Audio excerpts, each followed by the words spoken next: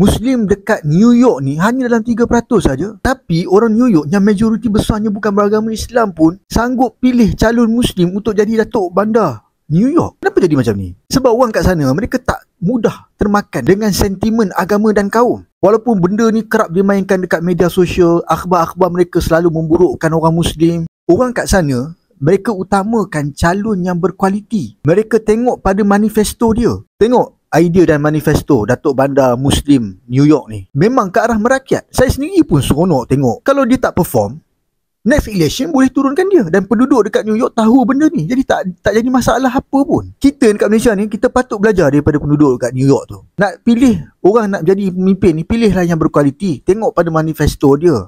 Jangan tengok pada agama dan kaum dia. Sebab kalau korang tak suka dia pun, untuk next election korang boleh tumbangkan dia. Tak jadi apa masalah pun. Sebab jika dia jadi pemimpin, dia tak akan kekal dekat situ selamanya. Jadi kita kena mula melihat pemimpin ni dari sudut kualiti dia, manifesto dia, idea dia. Dan kita tak perlu rasa takut apa pun.